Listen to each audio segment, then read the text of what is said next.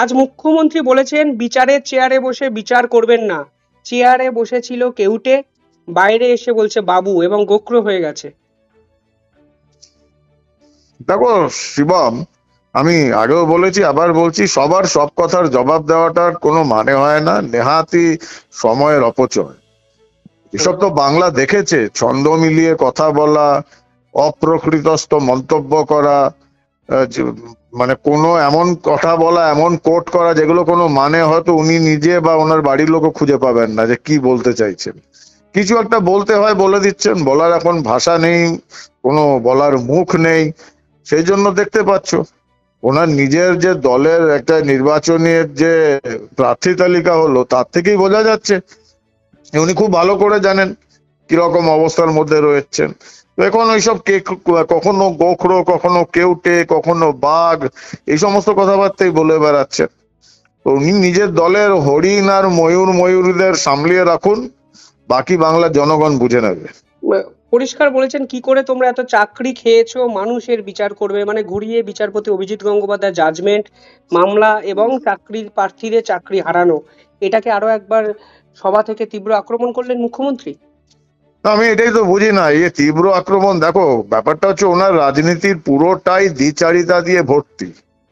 ওদিকে ওনার ভাইপো কথায় কথায়, শুধু ভাইপো না এবং সমস্ত ওনার দলের লোকজন, যাদের বিরুদ্ধে ন্যায় আদালত কোন রকম রায় দিয়েছে, সেই রায়ের বিরুদ্ধে সব সময় তারা supreme court, high court, single bench, division bench, chief justice, কোনো আদালত ছাড়েনি।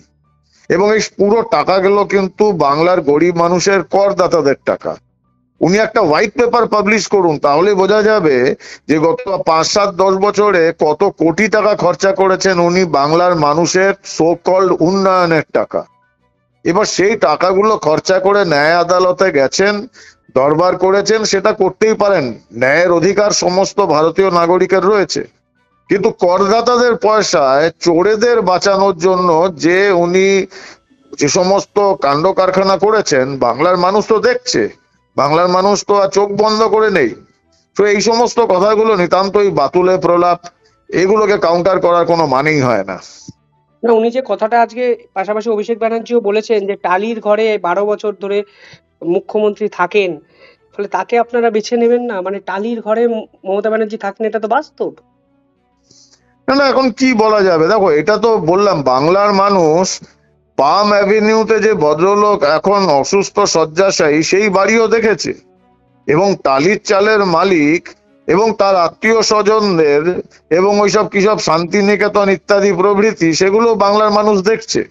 তো এখন বাংলার মানুষ বিচার করবে, সেই বিচারের দিন এসে গেছে। উনি কথায় কথায় মহামান্য প্রাক্তন বিচারপতি অভিজিৎ গাঙ্গুলির উনি সমালোচনা করছেন কদর্য ভাষায়, রুচিহীন কদর্য অশিক্ষিতদের ভাষায় উনি বিভিন্ন রকম ভাবে উনি মন্তব্য করে যাচ্ছেন। এবার বাংলার মানুষরা বিচার করবে যে কে টালির চালে আছে, কি করে আছে, কোথায় আছে, এগুলো বাংলার মানুষ দেখছে, বাংলার মানুষ বিচার করবে, ভরসা রয়েছে বাংলার মানুষের উপর। আরো একটা গুরুত্বপূর্ণ বিষয়, আজকে তৃণমূল প্রার্থী তালিকা ঘোষণা করেছে, যেখানে দেখা যাচ্ছে তমলুকে সম্ভবত অভিজিৎ গাঙ্গুলির বিপক্ষে দাঁড়াচ্ছে দেবাংশু ভট্টাচার্য। কিভাবে দেখেন এই বিষয়টা? না দেখো, এটা আবার বলছি ওই দলের ওদের আভ্যন্তরীণ ব্যাপার, সে কাকে দাঁড় করাবে কাকে না দাঁড় করাবে, বিকাশ বাবুর মতো ব্যক্তিত্বের বিরুদ্ধে মিমিকে দাঁড় করিয়েছিল এবং তাতে কিন্তু মিমি জিতেও ছিল। কিভাবে জিতেছিল সেটা নিয়ে প্রচুর প্রশ্নের সন্দেহের অবকাশ রয়েছে, কিন্তু একটা সময় তো মানুষ এগুলো দেখেছে, মানুষ ভুলে গেছে, কিন্তু এবার মানুষ এটা ভুল করবে না। দেখতেই পারছো গত নির্বাচনে বিধানসভা লোকসভায় এত নর্তন কুর্দন হলো, বহিরাগত একটা সেন্টিমেন্ট খেলে দেওয়া হলো, এবং সেই বহিরাগতর জায়গায় এখন কারা আসছে বাংলায়? কীর্তি আজাদ, শত্রুঘ্ন সিনহা, ইউসুফ পাঠান তার গুজরাতের একটা মিউনিসিপ্যালিটির ইলেকশনে কোনোদিন দাঁড়ায়নি, সেই ইউসুফ পাঠানকে তুলে এনে বাংলায় দেওয়া হলো। তো এটা বোঝাই যাচ্ছে যে উনি বাংলার মানুষকে নিজের বন্ধুয়া মজদুর বা কৃতদাস ভাবেন, যে তাদের কানে মাথায় পিস্তল রেখে তাদের কৃষি জমিকে চরিত্র বদল করে ভেরি করে নোনা জল ঢুকিয়ে কোটি কোটি টাকা রোজগার তো হয়েছে।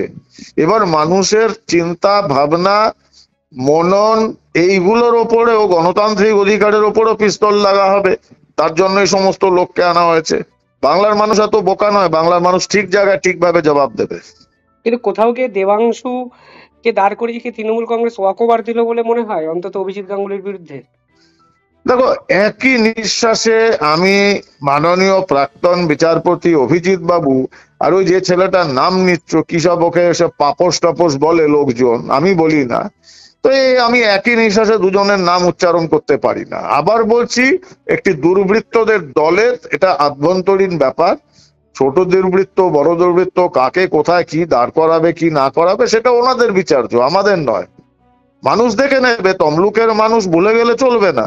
এই তমলুকের কিন্তু একটা ঐতিহাসিক জায়গার স্থান রয়েছে ভারতবর্ষে বাংলার স্বাধীনতা সংগ্রামে। সেই তমলুকের মানুষকে এত বোকা যদি কেউ ভেবে থাকে, সে মূর্খের স্বর্গে বসে আছে। এটা হয় স্বৈরতন্ত্র যখন শেষ হতে থাকে, তখন এই পতনের সময় স্বৈরতান্ত্রিক লোকজন এই সমস্তই অ্যাক্টিভিটিস করে থাকে। এগুলোকে গুরুত্ব দেওয়ার কোনো মানেই হয় না। ওই ছেলেটির হয়তো কদিন একটু গুরুত্ব বাড়বে মিডিয়াতে, বাকি মানুষের উপর ভরসা রয়েছে।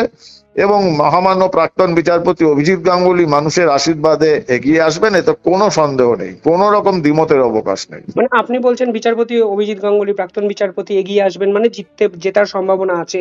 সম্ভাবনা নয়, জিতবেন। মানে কোথাও গিয়ে কি তৃণমূলের এই চমকটা কাজে লাগবে না? মানে দেবাংশু ওনার বিরুদ্ধে প্রার্থী হতে পারেন, কোন রাজনৈতিক বিশ্লেষকরা ভাবতেও পারেননি। মানে কোন ইকুয়েশনে প্রার্থী বলে আপনার মনে হয়? না দেখো, এটা উনি খুব ভালো করে জানেন যে ওনার কোনো হেভিওয়েট রাজনৈতিক নেতাকে পাঠালে তার অবশ্যম্ভাবী হার, উনি সেটা খুব ভালো করে জানেন। এই যে বড় বড় কথা বলেছিলেন যে যেখানে দাঁড়াবে 1.5 লক্ষ ভোটে হারাবো, ওর আরেকটা লোক আছে প্রচন্ড বাতুলের মতো প্রলাপ করতে থাকে, কি সব ব্যানার্জি ট্যানার্জি, সেও তো বলেছিল যেখানে দাঁড়াবে সেখানে 1.5 লক্ষ ভোটে হারাবো, এই করব সেই করব। এবং সেটা ওরা জানেন যে ওনারা যে দাবিগুলো করছেন সেটা বাস্তবায়িত হয়ে যাবে। সেই জন্য এমন লোককে দাঁড় করানো হলো যে হেরে গেলেও ওনার কিছু আসে যায় না। ওই নিজেদেরও তো একটা ইকুয়েশন বদলাতে থাকে, যেটা পুরনো প্রবাদ, ষাঁড়ের শত্রুকে বাঘে মারে। তো তাই হয়েছে। এবার উনি পাঠিয়েছেন এবং খুব ভালো করে যাবেন। হেরে গেলে বলবে যে হেরে তো যাবেই, তো বলবে একটা বাচ্চা ছেলেকে পাঠিয়েছিলাম, হয়তো এই কান্নাকাটিও করবে। বাচ্চা ছেলের বিরুদ্ধে একজন প্রাক্তন বিচারপতির লড়াই, একটা মহিমান্বিত করার চেষ্টা করবেন। এইসব চমক অনেক দেখা হয়ে গেছে, বাংলার মানুষ বুঝে গেছে এইসব চমক। এছাড়াও প্রার্থী তালিকায় রচনা ব্যানার্জির নাম দেখা যাচ্ছে, যিনি দিদি নাম্বার 1 খ্যাত। মানে একাধিক, পাশাপাশি মিমি এবং নুসরাত টিকিট পেলেন না, এই বিষয়টাকে আপনি কিভাবে দেখেন? দেখো, ওনার কাছে এইসব চমকের জন্য লোকজন থাকে এবং এই লোকজনগুলোকে উনি মাঝে মাঝেই বদলে ফেলেন, কারণ জানেন যে এই যাদের চমক দমক নিয়ে আসে না, তুমি দেখেছো যে দুর্গাপুজোর বিসর্জনের সময় যখন দুর্গা প্রতিমাকে জলে বিসর্জন দেওয়া হয়, কিছুক্ষণের মধ্যে সমস্ত রং উঠে যায়। আবার সামনের বছর দুর্গাপুজোর জন্য প্রস্তুতি শুরু হয় কুমারটুলিগুলোতে এবং নতুন করে দুর্গা প্রতিমা গড়ে ওঠে। তো এইরকম উনি ধরে আনেন চমক দমকের জন্য, এবং 2 বছর 4 বছর 5 বছরেই তাদের বিসর্জন হয়ে যায়। তাদের সমস্ত চাক চমক আর ওই সমস্ত রং চং গলে ধুয়ে সব একাকার হয়ে যায়, কাঠামোটা বেরিয়ে পড়ে, সেটা মানুষ বুঝে যায়। আবার একটা নতুন চমক আনছেন।